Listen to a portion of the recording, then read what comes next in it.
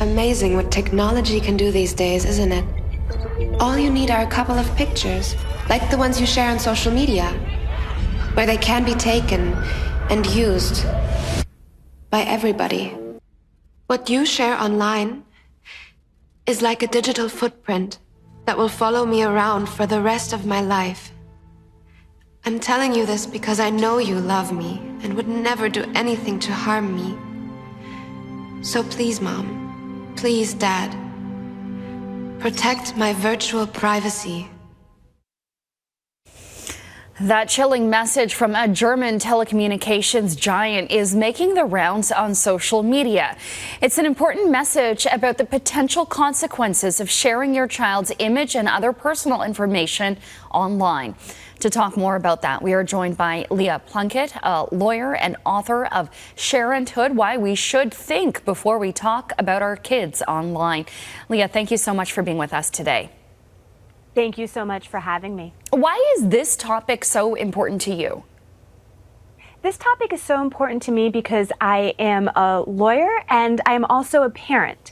And so I came to this topic in order to try to figure out practical, ethical ways to share or not share information about my own children digitally. And then as I looked further into that important conversation, I broadened out the conversation to include all the other parents, grandparents, aunts, uncles, teachers, coaches, and other trusted adults who have to steward our children's privacy. All right, and as we saw in that video there, that was just a short snippet of it, but it really goes on to show that an image can be used and altered to create so-called deep fakes, and those could go on to haunt children for years on end, far into the future. What would you say to parents about posting their images online? Is it a complete no-go, or what should you be mindful of? I would encourage parents to be mindful of how to be a smarter sharent. So sharent being a combination of the words, of course, share and parent. I would say avoid any pictures of your child in any state of undress, even if it is a totally innocent day at the beach picture.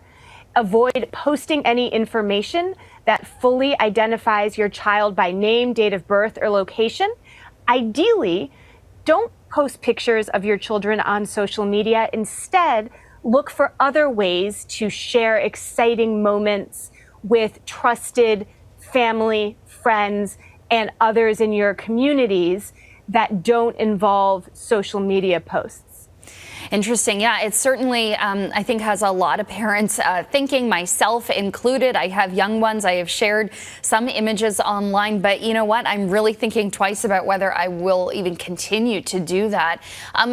Are there any ways to, if you do decide to pull down those images, are they still out there forever? Is there any actions that we can take as parents to better protect our kids online?